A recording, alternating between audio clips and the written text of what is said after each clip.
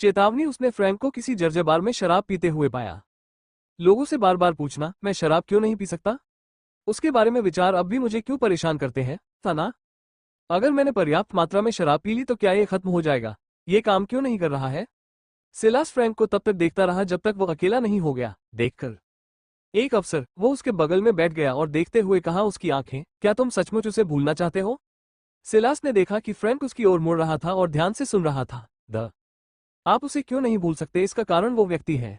लिसा की मौत का कारण कौन है? वो अभी भी बाहर है। सिलास ने पूछा, आप जानते हैं कि वो व्यक्ति कौन है? नहीं। उसे मारना चाहते हो? उस पल में फ्रैंक को ऐसा लगा, पुनः जागृत, मानो उसे अपने जीवन में एक नया उद्देश्य मिल गया हो। सब कुछ खोने के बावजूद, कहानी खत्म करने के बाद, सिलास ने डेमियन की ओर देखा। कहा, तो आखिरकार वो लिसा का बदला नहीं ले सका, और आह भरी अफसोस की बात है। सिलास को नहीं पता था कि उसने क्या सोचा था कि यह अफसोस की बात है। स्पष्टवादी डेमियन को नहीं मार सका या लिसा का बदला नहीं ले सका और सिलास को नहीं मार सका वो स्वयं, और वो इसके बारे में सोचना नहीं चाहता था। सच्चाई जानकर डेमियन का दिल जोर से धड़कने लगा। सिलास, लिसा की मौत के लिए वही व्यक्ति जिम्मेदार है। फ्रैंक की हरकतों के पीछे का मास्टरमाइंड उसके सामने खड़ा था।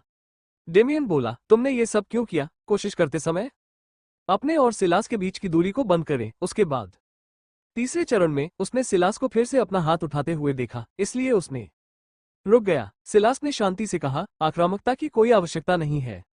डेमियन की प्रतिक्रिया का अवलोकन करना और तुरंत उसकी प्रतिक्रिया कम करना। हाथ, वहां वहां, कितना चतुर लड़का है, उसने ताना मारा। आत्मसंतुष्टता का संकेत, ये देखने के बाद कि वे कोई कार्रवाई नहीं कर रहे थे, सिलास ने उन्हें उत्तर दिया। अब मैंने यह स्वेच्छा से नहीं किया। सिलास ने गहरी सांस ली।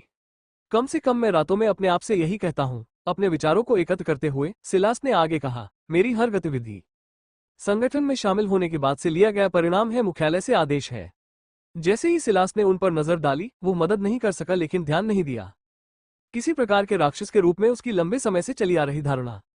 यह महसूस करते हुए सिलास हंसे और कहा, मुझे यकीन नहीं है कि आप सब माने या न माने, लेकिन मैं आपको आश्वस्त कर दूं कि लिसा, फ्रैंक और ये लड़ाई सबसे भयानक मिशनों से कोसों दूर है। मैंने एक एजेंट के रूप में अपने वर्षों के दौरान कार्य किया है। अमेलिया ने कहा, यदि आप इनमें से किसी में भी शामिल नहीं होना चाहते, ये आप इस संगठन में क्यों शामिल हुए? यदि आप क्या हैं? कहावत तो सच है, तुम तो बहुत पहले ही चले गए होते। सिलास को चुप देखकर अमेलिया ने खर्राटा लिया और आगे कहा, ऐसा मत सोचो कि तुम हमें इससे धोखा दे सकते हो। कमजोर कृत्य, सिलास ने उत्तर दिया, कभी कभी जीवन में हमारे पास हमेशा नहीं होता है। पसंद की विलासिता, संगठन से मेरा जुड़ाव है, ऐसी ही एक परिस्थिति। सिलास ने फिर भी देखा कि वे उस पर विश्वास नहीं करते, इसलिए उसने बस कर दिया।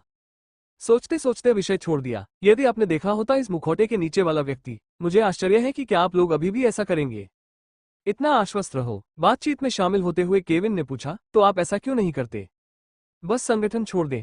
आप हमारे साथ आ सकते हैं, हम ऐसा करेंगे, आपकी रक्षा करें, और यदि आप हमें सारी जानकारी प्रदान करते हैं आपके संगठन के बारे में, हम आपको कम कर सकते हैं विश्व न्याय संघ में सजा। सिलास ने केविन को ऐसे देखा जैसे वो कोई मूर्ख हो। कहा, क्या तुम्हें लगता है कि कोई भी इससे बच सकता है? संगठन, ब्लाइटवीवर्स संगठन को मिश्रित न करे तीसरे दर्जे के काले बाजार संगठनों के साथ। सिलास को ऐसा लगा कि इस विचार मात्र से ही भय फिर से उभर आया है।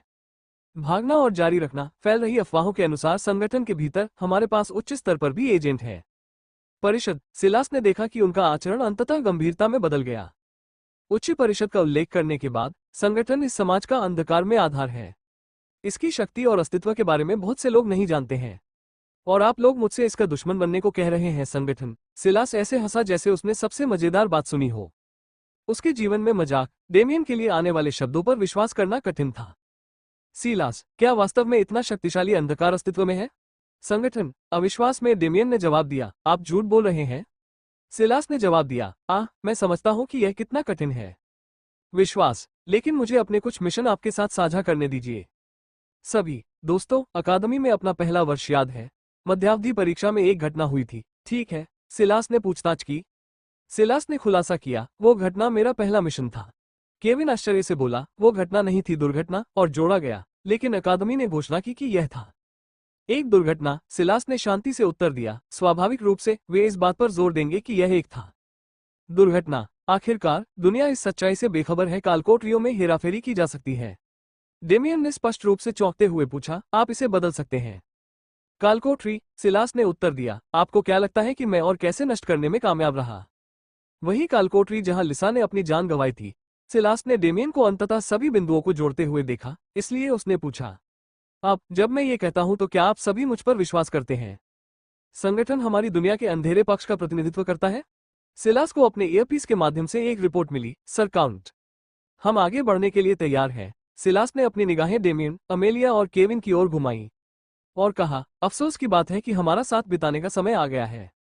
एक सिरा, मुझे प्रस्थान करना होगा। सिलास अपनी सीट से उठा और मुड़ा, फिर बोला, और चलो। यदि आप में से कोई भी ऐसा करने का प्रयास करता है तो मैं इसका उल्लेख करना नहीं भूलूंगा। मेरे पीछे आओ, शहर में मेरे माथत गोलियां चलाएंगे, यहां तक कि मारने की अनुमति के बिना वे आपको प्रस्तुत कर सकते हैं। अक्षम। सिलास ने हाथ हिलाया और विदा होकर चला गया। शब्द, जब तक हम दोबारा न मिलें, अपना ख्याल रखना, मेरे दोस्तों। प्रस्थान करने से ठीक पहले सिलास को याद आया कि यह वही था जिस दिन वो इस दुनिया में आए। मैं इसे कैसे भूल सकता हूं? मुझे आशा है मैं देर से नहीं आया। अपनी राह पर रुकते हुए सिलास ने गहरी सांस ली और पुकारा, बाहर। एलेक्स, चलते समय उपन्यास मत पढ़ो।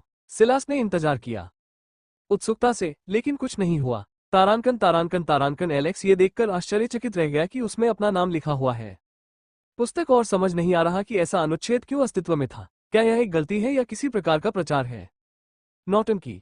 एलेक्स अगला पैराग्राफ पढ़ने ही वाला था कि वो एक आवाज सुना, नौजवान, दूर हटो। उसने ऊपर देखा, उसने अपने फोन से ही देखा कि एक कार उससे टकरा रही है। तारांकन तारांकन तारांकन। सिलास ने सोचा, यह एक कोशिश के लायक था। सिलास ने अमेलिया को पूछते हुए सुना, तुम किस बारे में बात कर रही हो?